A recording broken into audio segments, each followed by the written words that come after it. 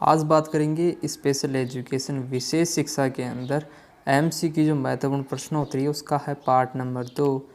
और स्टार्ट करते हैं। ये जो सीरीज़ है ये आपको डीएसएसबी पीआरटी टीईटी में डीएड के जो वन लाइनर क्वेश्चन आते हैं उसमें और रीट के एग्ज़ाम में सब में विशेष शिक्षा से संबंधित कुछ क्वेश्चन पूछे जाते हैं, तो उन सभी में आपको हेल्प ज़रूर करेगी। आप वीडियो देख सकते हैं। पहला जो क्वेश्चन स्टार्ट करते हैं कि पेरिस में जो वजीरों के शिक्षा केंद्र का शुभारंभ कब किया गया था। सर्वप्रथम वजीरों के लिए शिक्षा केंद्र का शुभारंभ पेरिस में किया गया था और वो किसके द्वारा किया गया था, तो वो किया गया था माइकल डेल के द्वारा। इसका बी आंसर यहाँ पर सही हो जाएगा। दूसरा क्वेश्चन है कि वजीरों की शिक्षा के लिए सर्वप्रथम जो संस्था है उसकी स्थापना किसके द्वारा की गई थी, तो वो की गई थी गैलेंडट के द्वारा। अगला क्वेश्चन है लुई ब्रेल बचपन से ही क्या थे। लुई ब्रेल बचपन से ही अंधे थे। उन्होंने ही लुई ब्रेल का विकास किया था और वो 1809 ईस्वी में उनका जन्म हुआ था। ब्रेल टाइपराइटर का विकास किसके द्वारा किया गया था, तो ब्रेल टाइपराइटर का विकास किया गया था फ्रैंक होर्न के द्वारा किया गया था। बी आंसर हमारे यहाँ पर सही हो जाएगा। अगला क्वेश्चन है कि अंतर्राष्ट्रीय स्तर पर ब्रेल प्रिंटिंग कार्य को प्रमाणित किया गया था, तो वो 1932 में किया गया था। अंतर्राष्ट्रीय जो ब्रेल प्रिंटिंग मशीन है उसकी कार्य को प्रमाणित किया गया था।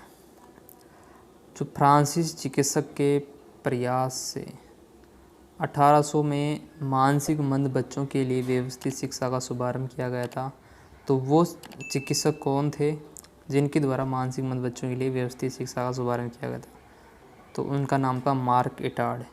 इन्होंने ही सबसे पहले मानसिक मंद बच्चे की पहचान की थी और उसको शिक्षा प्रदान करने के लिए कार्य किया था। मानसिक मंदता के क्षेत्र में मार्क इटार्ड का सर्वप्रथम नाम लिया जाता है। मार्क इटार्ड को एवरोन के जंगल थे, वहाँ एक बच्चा 11 वर्षीय बच्चा मिला था। उसका नाम क्या था, तो उसका नाम था विक्टर। हमारा डी आंसर यहाँ पर सही हो जाएगा।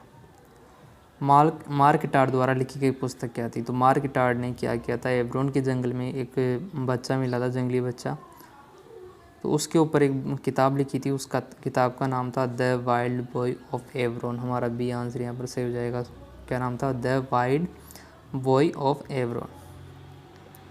इंद्रिय आधारित प्रशिक्षण के अतिरिक्त पठन लेखन और गणितीय कौशलों के प्रशिक्षण पर जोर दिया वो कौन थे, फ्राइड थे, मोंटेसरी थी या फ्रोबेल थे, हेनर पाकस्ट थे। तो जो इंद्रियों या सेंसरी के आधार पर जो प्रशिक्षण किया था वो मोंटेसरी के द्वारा दिया गया था। विशेष बच्चों के प्रशिक्षण के लिए इनका जो ये विधि है बहुत महत्वपूर्ण योगदान देती है। 20वीं शताब्दी के शुरुआती में बेल्जियम में मानसिक मंद बालकों के लिए एक प्रभावी पाठ्यक्रम का निर्माण किया गया था। तो डेकोर्ली के द्वारा एक विधि का निर्माण किया गया था, उसको डेकोर्ली विधि के नाम से जानते हैं। इसमें क्या होता है कि विशेष बालकों के लिए एक प्रभावी पाठ्यक्रम बनाया था और विशेष बालकों को उनकी क्षमता, उनकी रुचि के अनुसार अलग अलग बच्चे को अलग अलग पाठ्यक्रम या अलग अलग गतिविधियों के द्वारा प्रशिक्षण किया जाता है डेकोर्ली विधि में। और इसमें एक वो शिक्षण पद्धति भी बताई थी, क्लासरूम व्यवस्था भी बताई थी, तो उसका नाम अभी याद नहीं आ रहा। उसमें क्या होता है, बीच में शिक्षक और यहाँ पर चारों तरफ विद्यार्थी रहते हैं, तो ऐसे पढ़ाते हैं, तो इसका नाम भी याद नहीं आ रहा। प्रथम बुद्धि परीक्षण का निर्माण किया था। प्रथम बुद्धि परीक्षण का निर्माण अल्फ्रेड बिने के द्वारा किया गया था। 1905 ईस्वी में किया गया था फ्रांस में। इस जो ये परीक्षण था 1905 में बनाया गया था। इसमें 30 कार्ड थे और इसके बाद उन्होंने संशोधन किया 1911 में और इसमें फिर उनकी मृत्यु हो गई थी 1911 में। तो इसके बाद में 1916 में टर्मन आए थे, उन्होंने इस परीक्षण का अच्छे से विस्तार किया और बुद्धि परीक्षण का निर्माण इन्होंने किया था 1905 में। उसके बाद में अगर बुद्धि जो लब्धि का समप्रत्यय की बात करें तो वो स्टर्न के द्वारा दिया गया था और बुद्धि लब्धि का सूत्र दिया गया था, सूत्र टर्मन के द्वारा दिया गया था।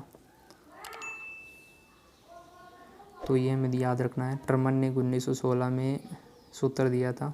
स्टर ने 1912 में संपर्क दिया था कि बुद्धि लब्धि का, और अल्फ्रेड बिने थे, उन्होंने मानसिक आयु बताई थी कि व्यक्ति की मानसिक आयु भी होती है जिसके द्वारा हम उसकी मानसिक योग्यताओं को ज्ञात कर सकते हैं। तभी उन्होंने ये बुद्धि का परीक्षण बताया था, पर इतना ज़्यादा सफल नहीं हुआ था ये। मानसिक मंद बालकों के लिए पहला आवासीय विद्यालय कहाँ खुला था? तो जो पहला आवासीय विद्यालय था मैसाचुसेट्स शहर अमेरिका में खोला गया था सबसे पहले। अगला क्वेश्चन की बात करते हैं। तो मानसिक मंद बालकों की शिक्षण अधिगम के लिए विशेष कक्षा युक्त सरकारी क्षेत्र का पहला विद्यालय कहाँ खोला गया था? यानी गवर्नमेंट के द्वारा भी विद्यालय खोला गया था, तो वो जर्मनी के अंदर खोला गया था। उसकी डेट अब आगे बात करते हैं कौन से में खोला गया था। तो मंदबुद्धि बालकों जो शिक्षण प्रशिक्षण जो स्कूल खोला गया था, विद्यालय खोला गया था, वो कब खोला गया था? तो वो खोला गया था हमारा 1959 के अंदर खोला गया था। कहाँ पर? जर्मनी के अंदर। अब बात करते हैं सूरदास कौन सी विकलांगता से ग्रसित थे? सूरदास और हमारे जो महाभारतकालीन धृतराष्ट्र थे, दोनों ही दृष्टिबाधिता यानी दृष्टिहीनता से ग्रसित थे। इसके साथ ही जो हमारे प्रसिद्ध दार्शनिक थे अष्टावक्र, वो बहुविकलांगता से शिकार थे। तो ऐसे हमारे भारत में भी पुराने समय में विकलांगताओं के जो ग्रसित व्यक्ति है उसके उदाहरण मिलते हैं, और इसके क्षेत्र में बहुत सारे कार्य पहले किए जा चुके थे। और जो धृतराष्ट्र थे वो शासन चलाते थे, और सूरदास जो बहुत अच्छे गीतों के रचयिता या कवि थे, महाकवि थे सूरदास। तो विकलांग व्यक्तियों को काफ़ी यानी समाज की मुख्य धारा में शामिल किया गया था उस समय भी। तो आपको शायद वीडियो अच्छा लगा होगा।